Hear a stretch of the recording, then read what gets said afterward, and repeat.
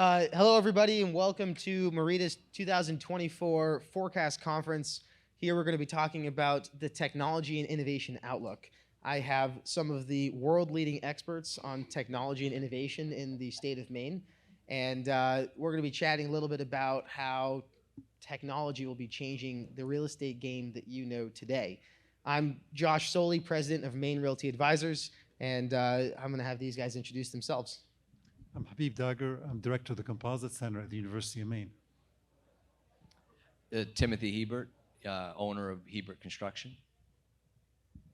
I'm Stephanie Brock, Vice President of Sales with Red Thread here in Maine. So we are going to start with Dr. Dagher. Some of you might have seen this already this morning, right? But some of you may not have. So I'm going to focus this conversation on innovation, particularly 3D printed homes. At the University of Maine, we got contacted about 4 years ago by the Maine State Housing saying, we need some help. There's not enough people to build the homes we need to build. The costs are too high. What can we do? Can you 3D print a home? As you know, people are 3D printing concrete homes, but I just want to say that they're printing the walls. When you print a concrete home, you put a printer up on the site, and you basically pour concrete in layers to print the walls of the house. But after that, you still have to come in and stick build the roof or and finish up the house and so on and so forth. We decided not to go to concrete in Maine, first of all, because the construction season is so small, and if we're going to be printing concrete, we limit what we could do. Plus the environmental value of concrete and its carbon footprint is something we could do better. Plus we have so much waste wood in Maine. We have essentially about 1 million tons of what we call wood residuals that exist in our forests every year. Because those wood residuals used to go to the pulp and paper mills, which have shut down. So now we've got 1 million tons of that material, biomass. It's a lot less expensive than buying plywood and OSB. And we can dry it and grind it out into a flour, mix it with a bioresin, and print homes with it. And that's what we've done. So if I can look at the next slide. So this is the material we're using to print the homes with. In the middle, you see a wood flour. This is a ground up wood waste, essentially. It looks like a flour that you would use to bake a cake with.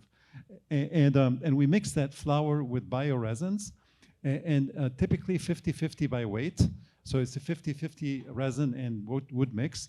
And we make pellets out of them, you see on the right-hand side. These are small pellets, just like the wood pellets you would use in a wood stove. And we can take these and then put them in an extruder, in a 3D printer, and that heats them, and you can deposit them like you would deposit essentially hot toothpaste. I tell everybody we have the biggest pasta maker in the world. Okay, you can just basically bring the material down. And the next slide, please. We're going to add, there's a video there, if we can click on the video to run it. And it'll show how the house, we did a demonstration house that meets all the specs of the Maine State Housing Authority. So they gave us a spec for a 1-bedroom home, 600 square feet. So we met all those specs, and we built the house using, by 3D printing it in 3 modules. The modules we printed are 6-sided modules. It's not just like in concrete, I said they only print the walls. We printed the floor, the walls, and the roof all at once. Okay? And it looks like the video doesn't want to run. If you go back to that, back please. Yeah. So that's, if you go back one more, and if you click on that, there should be a video that would run. And if it doesn't run, many of you saw it this morning, right? Okay, so we go to the next. So this is what the house looked like after a year. Just a bit, if you haven't seen this, this house is 3 modules. We brought it to the site on a flatbed truck from our lab. Basically, we put the modules on a flatbed truck. They were designed to be moved on the road. Think of it as a prefab 3D printed home. That's really what you think about it. It's a prefab home that's 3D printed. Again, they're 6-sided modules, so what we're able to do, we were able to put blown-in insulation, wood-based insulation in the ceiling, the walls, and the floor, so the whole thing has already insulation in it. And we pre-wired each module. So when the modules arrived to the site, it took about half a day to bolt them together. Okay? And following that, we had one electrician arrive to the site, and then 2 hours later, we had electricity running in the house. So now we didn't pre-install the kitchens in there, even though we could have done that. We didn't pre-install the bathrooms. We could have done that. So the idea here is to try to fabricate these homes year-round in a manufacturing facility, bring them into these modules, and bolt them back together. And this way, you minimize the amount of work that you have to do in the field, and therefore you're not less at the mercy of the weather and so on and so forth out in the environment. So this is what it looked like after a good old Maine winter. We did a lot of testing on these materials over the years to look at how they hold up under freeze-thaw cycles, temperature cycles, snow loads and others. We did that in the lab for years, but there's nothing like putting it all out there and see what happens. So we put that a little over a year ago on Thanksgiving Day, right, Thanksgiving week. And that's when he went out there. So as you might imagine, we saw a lot of activity during that year. If you remember that after that Thanksgiving, we had an extremely cold spell. We had in Orono, we had about 45 below wind chill factors. And then we had a big snowstorm. Then we had a big windstorm, all back to back, if you remember. So it did see a lot of activity, and it's done extremely well. We're very happy with the results. This is a little over a year right now. So we feel good that we have a technology that can actually survive very well in the Maine environment. So the next step for us is how do we scale up the manufacturing process? So the house weighs about 40,000 pounds. That's how much material. About half of it is wood flour, wood waste, and the other half is the resin, the bioresin. So the question is, how fast can we print it, right? That's how we're going to get the cost down, is print it faster and faster. When we started working on this house, we were printing at about 20 pounds per hour. That's the deposition rate. That's how much material comes out of the printer head every hour. And then by the time we're done with this house, we were printing at 120 pounds an hour. And just a couple of months ago, we reached 500 pounds an hour. And our goal is 1,000 pounds an hour. Now, let's do a bit of math. So if you actually can print it at 1,000 pounds an hour with one printer head, then this 40,000 pound home can be printed in 40 hours. Now that gets really interesting now, if you can really do this in 40 hours.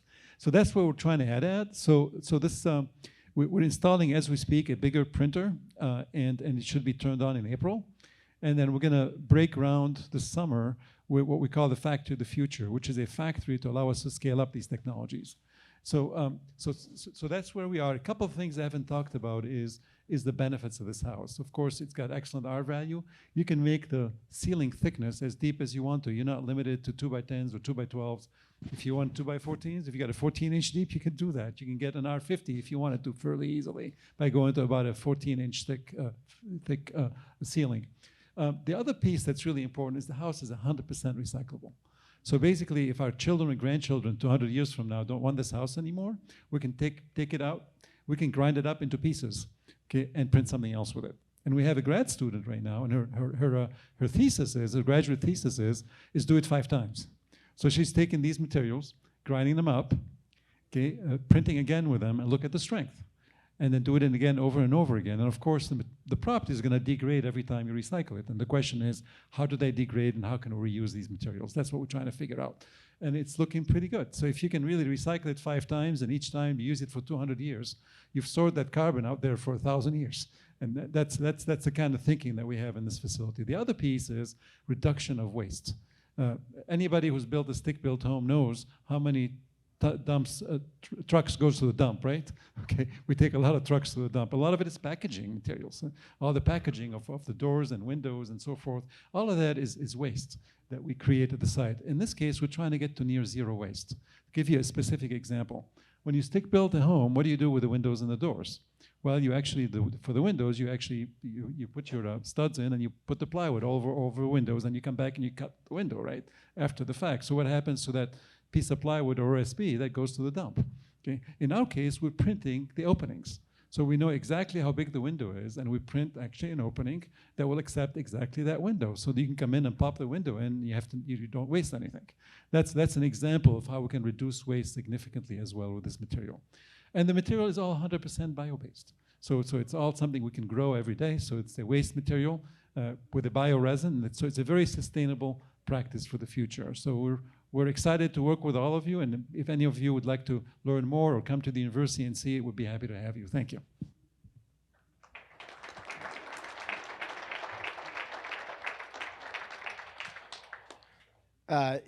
Is this also part of your development here? So I can get to talk some more. Thank you. So this is a project we're doing with Penquist and KeyBank. KeyBank has invested some, and Penquist, and we're going to do a 9-unit development in the Bangor area for the homeless to demonstrate this technology. I just want to say also that we've been working with WBRC on a lot of these designs, and then Rob Frank is right here. Rob, you want to raise your hand? And this is a wonderful company to work with, so they're doing a lot of work with us on a next generation design. So we can't do this alone. It's really working together across multiple sectors to make this happen. But yeah, we're looking forward to get this out there in the Bangor area in the next couple of years as a development for the homeless. The biggest issue we have right now is capacity to print. We're in the lab, right? A lab can't print 9 homes overnight, and that's basically what we're at. So we're adding capacity in our lab to allow us to do these projects and to start with that design. So that's what this development is. And this is the factory of the future. It's what we're going to break ground in this summer. In August, we're going to break ground with what we call the factory of the future. And you can see here we have lots of printers. You can see them different colors, and they're overhead. They can move around anywhere you wanted to. And you can see some drones flying around. These drones are going to fly around and do metrology. They're going to actually scan the house as you print it, real time, and send this information to a high-performance computer that's going to do AI on it and make sure that the actual house is to spec in terms of dimensional. So you don't want it an inch off spec, for example, somewhere. You'll know that ahead of time before the problem happens because you're scanning it as you print. If you're going to deviate, then the AI is going to tell the system, wait a minute, you're deviating. Why don't you come back to dimensions? These are the kinds of things that we're working on. And the vision here is to develop this technology so it could be it would use our forest resources in Maine, so we can make these pellets I showed you here. Would have an industry making pellets like this that could be shipped to the population centers and have some of these factories near the population centers where the actual need is. And so Maine becomes an exporter of these pellets in essence, and the technology to be used throughout the country. But imagine a day where you sit at your computer and you have about 10 base designs, and you say, I want to make this room 2 feet wider. I want to make the ceiling a foot longer. You can do it right on the screen, and you push the button, and the CAD drawing goes to one of these factories and come back and pick it up in a week. Okay, and that's the kind of thing we're trying to get at in the future. But we've got a long ways. We're not there 100%, but this factory of the future is going to be an important step to get there. So thank you.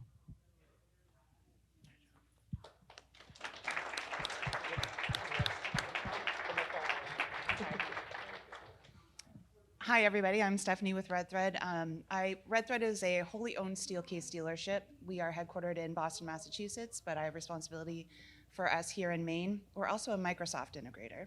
And so what I want to talk to you about today is our sort of outlook on AI in the workplace. So just some general statistics. And you all know you're using AI whether you know it or not. If you have an Alexa or Hey Google, if you talk to Siri, if you do talk to text, you're already using AI. Some interesting things that are going on in this moment, though. ChatGPT is like the next easy thing that's come to market that a lot of us may not be using. ChatGPT as well as Grammarly are really easy. You're going to hear the terminology large language model, and basically what this means is for a very long time we've been communicating with computers on their language, and now computers are starting to communicate with us in basic language, in human language, if you will. So that's what ChatGPT and Grammarly are really doing for us. It's taking some really basic commands for us to be able to have a bot spit out what it is that we need. So just some interesting stats that are happening right now. In order to reach, or the time it took to reach 100 million users worldwide, the cell phone took 16 years. World Wide Web 7, Instagram 2.5, the Apple Store app was 2 years, ChatGPT was 2 months. So that tells us a lot in terms of our ability to adapt to technology advances as well as technology adapting to what we need. 2 months is crazy for 100 million users, and ChatGPT was really smart to release this for free because it needs a lot of data. AI needs a lot of data to be able to respond to what it is that we're asking it to do. Most common ways, Forbes Advisor had released a report, and some of the most common ways consumers are currently planning to use artificial intelligence are pretty basic. So responding to people via text, we're already doing that. Answering financial questions, writing social media posts, prepping for job interviews. The other day, we were sponsoring a local event, and they asked us to put together some reasons why Red Thread would want to support the Cabinet of Wonders at Mechanics Hall. And instead of me trying to get through 10 minutes of trying to scrap something down, I went, hey, ChatGPT, I asked that basic question: why would Red Thread support the Cabinet of Wonders at Mechanics Hall in 3 to 5 sentences? And it gave it to me in a really great first draft that I was able to edit and then send on over. But it saved me a bunch of time. The manufacturing industry is expected to see the largest financial impact due to AI. Right now, it's talking 3.8 trillion expected by 2035. And if you have questions around this, it's really around increasing our operational efficiency, optimizing supply chains, factory automation, process automation, predictive maintenance, demand forecasting, waste reduction. If you want more information on what that really looks like, I'd encourage you to look at Accenture's How AI Boosts Industry Profits and Innovation. It's available on the web. A quarter of companies are adopting AI because of labor shortages. This isn't just labor that's happening out in the field. This is trying to hire people in, what am I looking for? Basic entry positions that we're all having a really hard time filling. AI is expected to see an annual growth rate of 37.3% between 23 and 30. And then just very basically, AI is capable of handling numerous office tasks. So there is a lot of conversation around, does AI take over all the jobs, and are we gonna lose a lot of jobs? I mean, I think, yeah, that's possible, and it's not a one-for-one. AI will create some jobs, not a one-for-one. But I think what we have to do is it's gonna shift the importance that we put on different skills that are being developed. So not directly related to content production, so skills that are about leadership, empathy, navigating interpersonal and trust issues, and then just demonstrating emotional intelligence. That's not anything that AI is going to be conditioned to do, at least in this current world. Okay. So I've broken this down into sort of 3 buckets. For Microsoft users, which is the majority of us in the corporate world, the next release from Microsoft is going to be game-changing. It's Copilot. It's their own AI bot.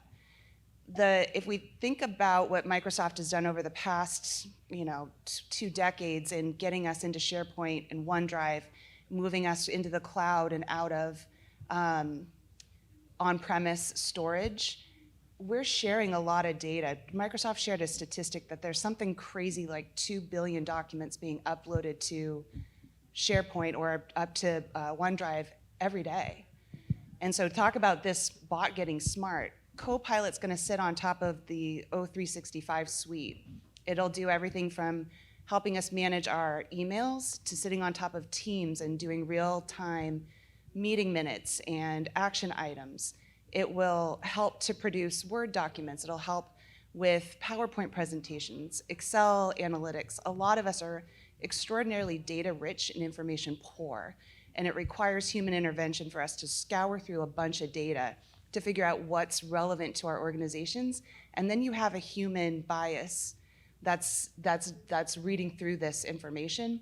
AI sort of takes all of that out of it. And I can't stress enough, this is a term that you're gonna keep hearing, is it's a great first draft. Anything that gets produced, it's gonna need human intervention, but it's gonna save all that time from that sort of choking moment of having to try to get something on paper to begin with, or start that executive summary, or start that presentation to respond to an RFP. So watch for this coming out. It's gonna come quick. For brokers, landlords, and architects, we've been playing with, there's an organization called Cubic, and what they offer is to take any floor plan, any floor plate, and within 24 hours produce a fit plan. And it requires very little information and input from a user. So it asks, the number of people they're looking to put into the plan, and some basic sort of variability or rationality, I'm searching for the word, but like asks you like how much enclosed space do you need as opposed to open? Are you looking for more collaboration? Are you looking for more focus? And within 24 hours, I mean, if we think about the amount of time that a lot of us spend in trying to do these first drafts, this is a huge time saver. What we're looking at doing is how could we translate this into furniture? So using our own data, how could I go in and use a bot to say, I have this layout and I need a first draft of, because my client is in the legal sector, I need a good price, something middle of the road, so it will search all of our successful legal projects within the last 5 years and give us a draft. Again, the people time or the cost savings in that is really remarkable. And then finally, there's real, like, so that was sort of like, those are fantasy worlds. It's great, those are all great time savers, but sensor technology is another thing that we've been playing a lot with. We represent an organization called Space TI, and they will help to supply sensors and information, or a platform that will monitor everything from environmental, so humidity levels, heat, what's the air quality like, to occupancy, so that it'll track the number of people coming in and out of a space and provide real data so that people can understand what is the actual space utilization and where might I need to focus to better improve the use of my real estate. This is all available now, and also AI bots are being developed to do real-time analysis so that, again, there's not human intervention needed to read through a bunch of data.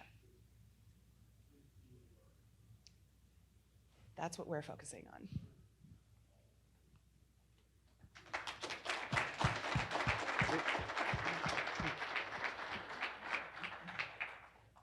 I feel like I should have gone first because, as you can see, I didn't prepare any slides for the technology. Not all of us in technology and innovation know how to use the technology. Yeah, when I told my family that I was presenting today, my kids laughed at me. And I said, well, I did invent something. But in all seriousness, I own Hebert Construction. I've been in the construction field for far too long now, I feel. And I think there's two sides to technology. There's technology that we're going to use every day, and construction has a lot of examples of that. In fact, construction's using AI all the time, and we're using BIM modeling and working with design firms that are all in the audience today, and we're all using that as a collaborative tool to be able to communicate in better ways, to be able to get more data, to be able to build and be more intelligent in what we're looking at, to be able to share information in real time, to be able to do things faster and be more productive. Essentially, that's the root, the reason why all of this technology is coming about. Technology is used in different ways. So, I don't know how long ago it was, but probably I'll just go back as far as 10 years ago. A lot of you guys that are maybe in the design and construction world in the audience, Procore didn't exist, and that now becomes the new construction management software that everybody starts to use, and that's a technology that we use to help bridge communication gaps across the construction management design platform and allow people to communicate in a more effective way with the field, with the office, with the design team, and so forth and so on. And it has had some really great impacts on construction versus, when I feel like I'm really old saying this, but when I started in my career in construction, someone would mail us 6 copies of submittal, and we would rubber stamp it, and we would go through page by page the 78 pages of the submittal, and we would make a correction in pencil, and then we would do it 7 more times, and then we would put it in the mail and we'd send it to the design team. And I think now we're seeing things happen so fast because technology is allowing that to happen faster and faster every day. And the things that we're talking about today with AI and other things, it's going to happen even faster. I think we have to realize that sometimes it's important to slow down and understand what we're really doing. And I think that is probably why I don't have too many slides up here today. I think it's, technology is great, and technology has its place in the construction and design world, and it's very important. There are many ways that technology is improving what we're doing in the built environment. We've got robots that are cleaning the job site. We've got robots that are laying out walls instead of people. We've got drones that are flying around giving analytical data, like you showed on your manufacturing facility of the future. All those things are happening, and it's all data that we're collecting, and it's all information. And then what are we doing? How is that making the built environment better? And I think in some ways, technology is great. Innovation is the future. And we have to have people that are continuing to innovate. And the challenge with innovation is that at the beginning, there's no scale. There's no scalability. So probably the reason why I'm here is not because I'm the leading expert in construction technology, but I invented a product. It was called Stark Systems. It became a business in Maine, and it's now the leading. It's an acronym for a simple telescopic airtight reusable containment. And so I took a process that we were doing. I was a project manager in our construction company, and I saw a problem. We were spending more time in healthcare building temporary walls than we were spending on the work that we were building the walls to prevent the dust and debris from a healthcare environment. And I actually had an issue happen at Maine Medical Center, and it caused me to go home from that night and really invent the idea. And then that idea, I thought I was going to sell the idea, and I ended up realizing that I had to prove that a market existed, and then I had to create a company, and the list goes on and on. But the reason why I created that product was multi. One, we can never get time back. And in the construction world, we're having a harder time every day finding qualified people to do really complicated things. And I think innovation is a way to be able to solve that problem in the future. And the things that we're doing from laboratories and things like that, those are important. Those are going to solve the problem at some point in time, as soon as we can figure out how to scale them.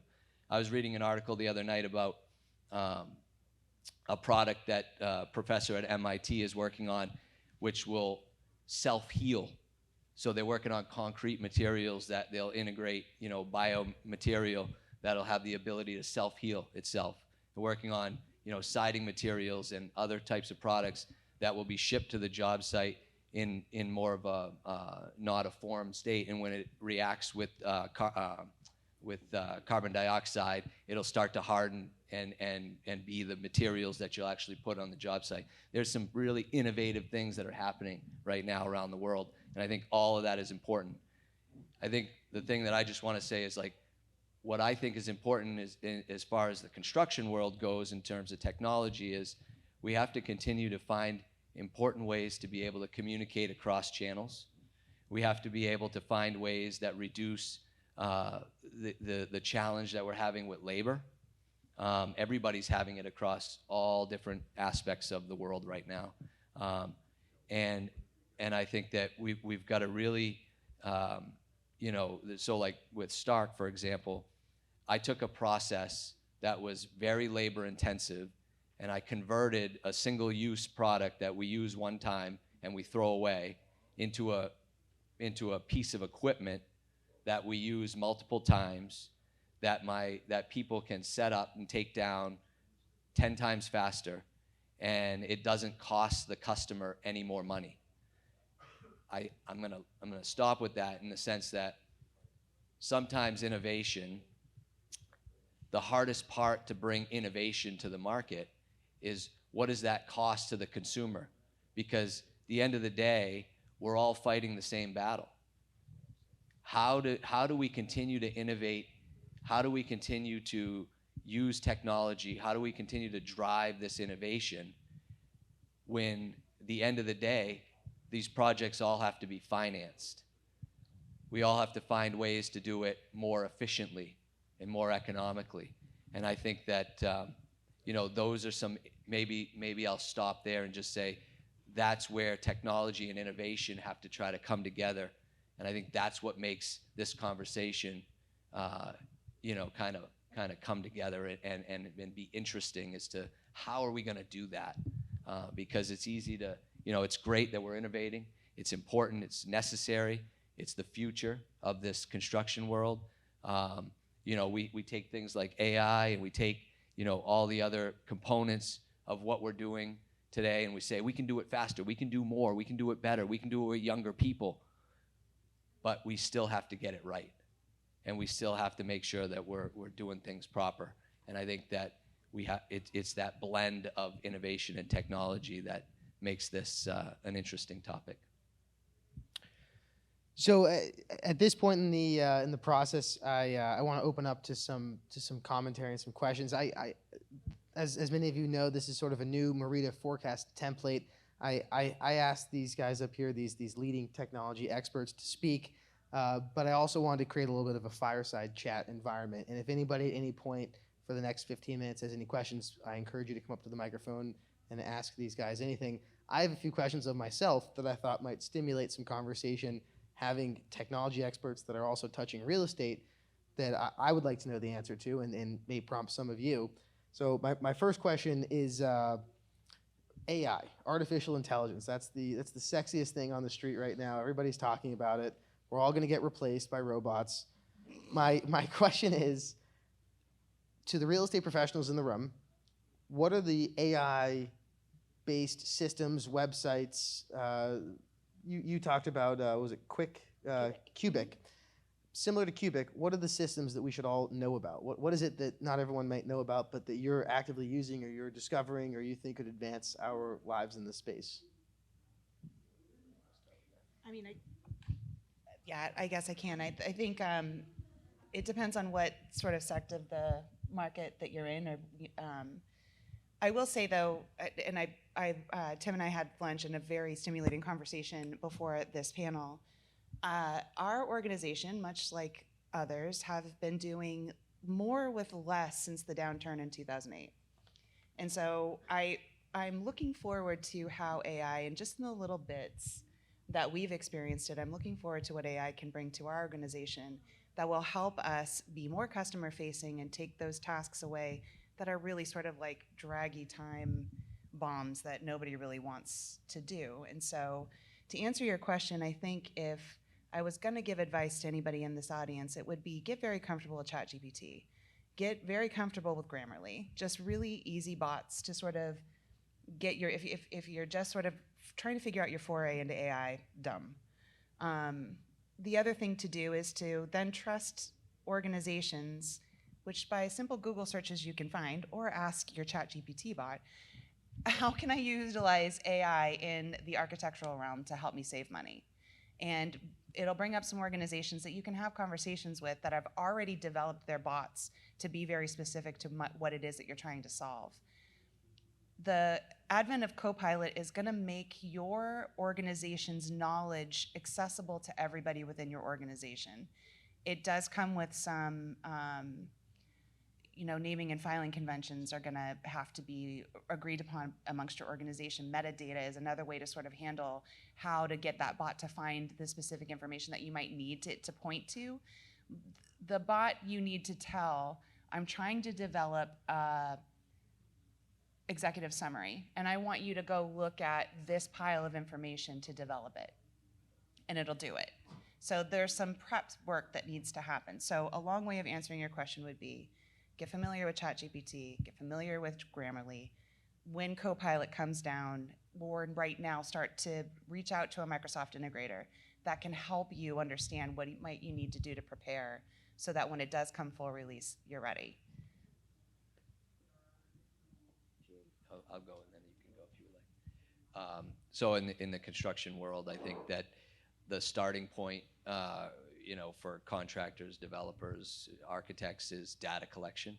And so there are some data collection softwares out there that require input. And it's, as we had talked about, it's, a lot of the AI stuff is about what kind of data is feeding into the system and what kind of output are you going to get, because it's not it's not human intelligence, it's artificial intelligence. So it has to be fed a series of information, and that, you know, if you're willing to open that up to the world, then you're gonna get data coming back to you that you may or may not feel is part of what your organization stands for or what you're trying to get for information. So I think that's important to understand as it relates to AI.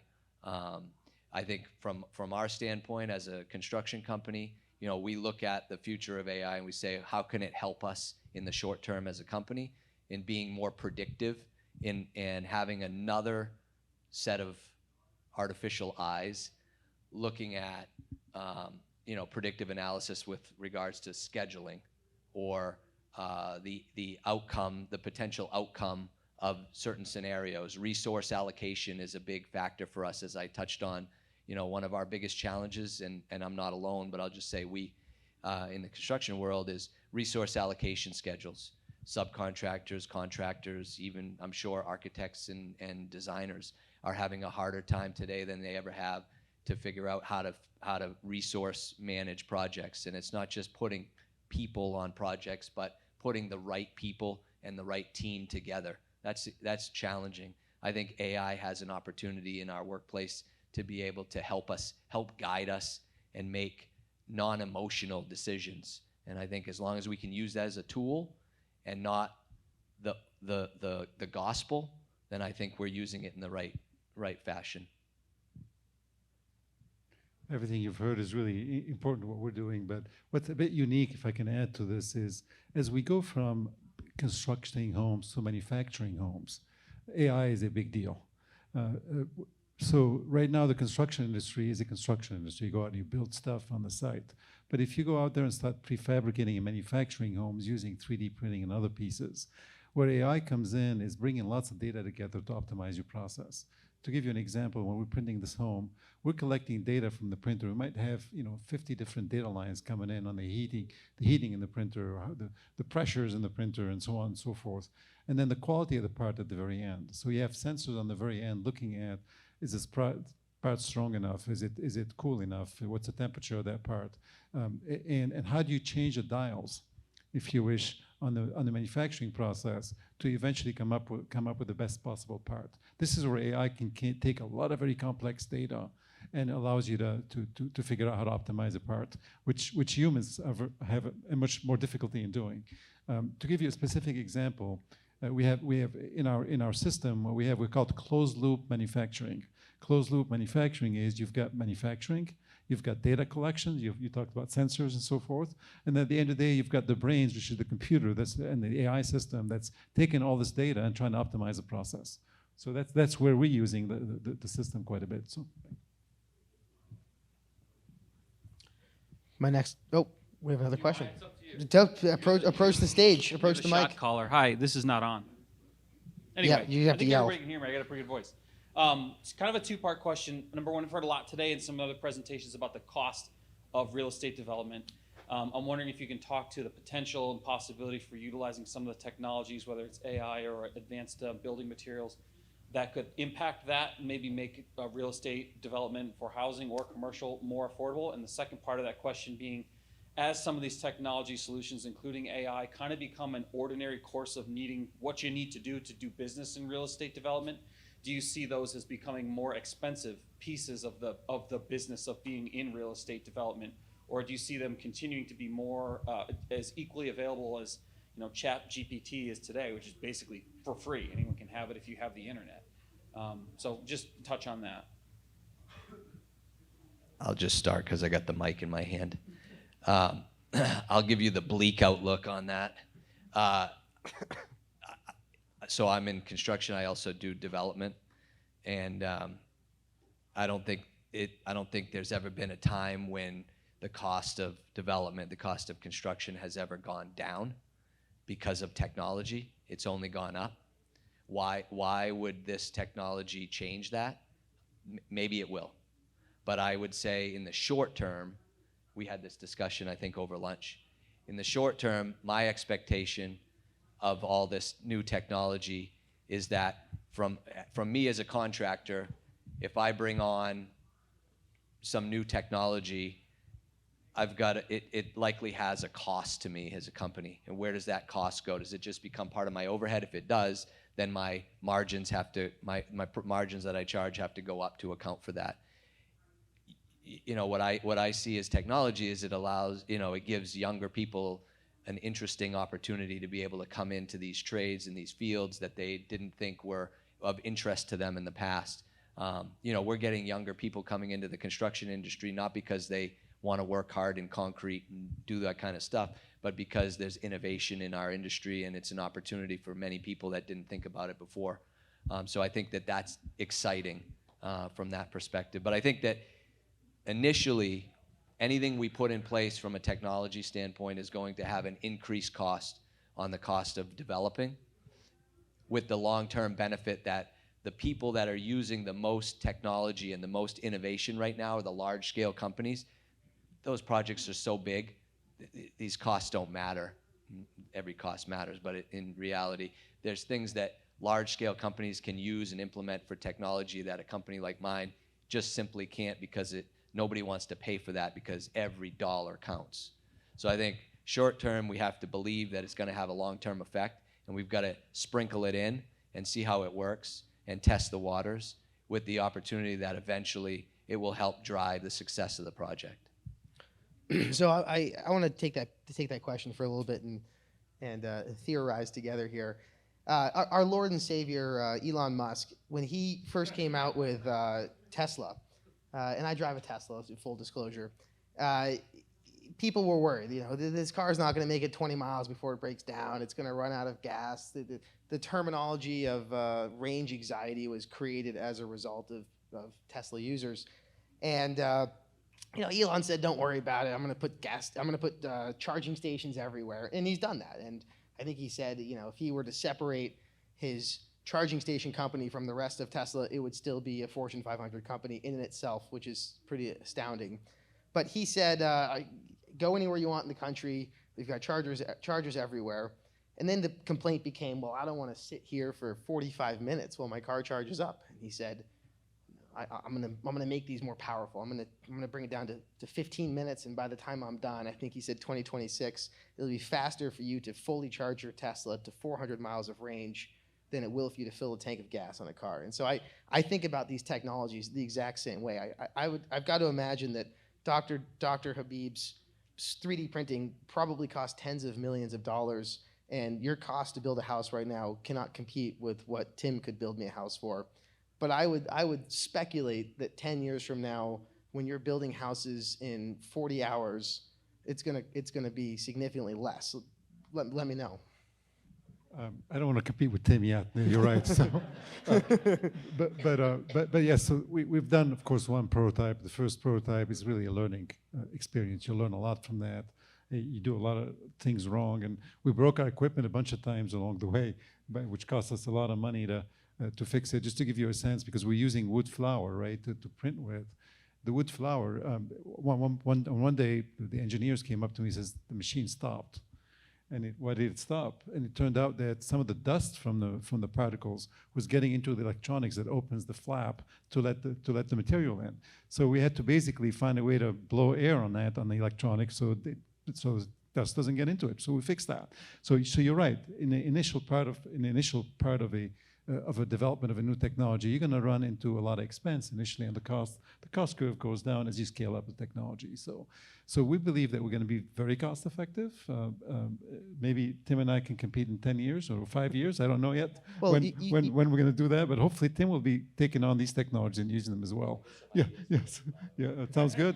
We need to talk. So I heard you say, time is obviously a value consideration here as well. And if I remember your numbers correctly, you said there's about 40,000 pounds in a typical house of wood material, wood flour, yeah, which is a new concept to me. I didn't know the flowers are made of wood, but it looked like your slide said about a year ago you're printing about 150 pounds an hour.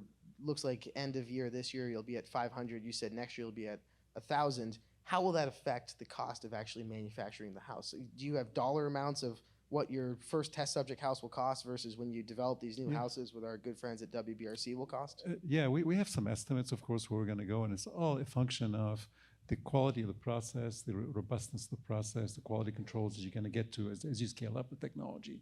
So that's why we're building the factory of the future, to answer all those questions. But at a high level, to give you a sense, the wood flour that we're all talking about, you can get it dried at about 20 cents a pound. Okay, that's roughly. The resins we're looking at are about between $1 and $1.50 a pound. If you had 50-50 resin and wood flours, you know, you're going to be below $1 a pound, okay, on the material. At 40,000 pounds, that house is going to have $40,000 worth of materials, roughly speaking, at scale. So now the next part of it is how fast can you produce it? What's the cost of the equipment? How fast can you run it? That's why we're trying to run really fast. We're taking the same piece of equipment and making it do not 20 pounds an hour, but 500 pounds an hour now, and eventually 1,000 pounds an hour. And that changes the game when you start able to produce homes at those scales and those. So we're confident that we should be able to get to pricing that would be very competitive with current technologies. Exactly where we're going to end up, I think we're going to have to do a bit more work to answer that question. So. See, he's good. He didn't answer your question, but he answered your question. I was curious too, but I think I know the answer. We won't push you.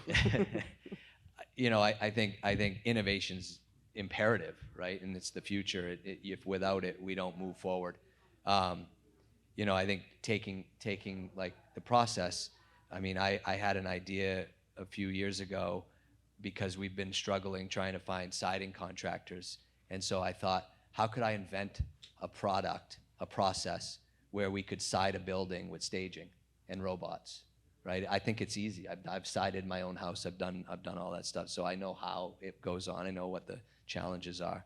You know, how could we do that? Well, 3D printing the siding, or even thinking about, we're designing 3 minutes. Thank you. You know, we're designing buildings today with envelopes that the siding is kind of just for aesthetics. Why not use a projector and just project the siding on the building, because it's not even used for really rain screen material, and is all it is. So I think innovation is so imperative, and you know it takes everybody to think outside the box in order to find unique solutions. And you know, we can't be discouraged when we go down a path and we find that it just doesn't work. You know, and I think that you've got to be able, sometimes you got to go down a path and find that that's just not the right path, but then in doing that you might find something else. And you also got to surround yourself with really smart people. You know, I'm sure there's a lot of smart people in this room that have some takeaways, and you know, maybe invent something, you know, as a result of today's conversation.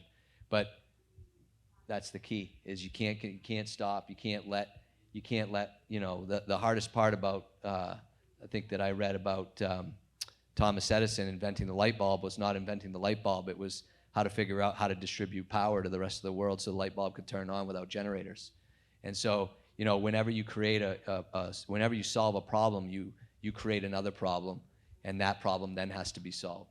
And so, you know, I think that's it, but we can't stop. I think Tim is absolutely right, and I'd like to say is the least expensive siding is the one you never have to use.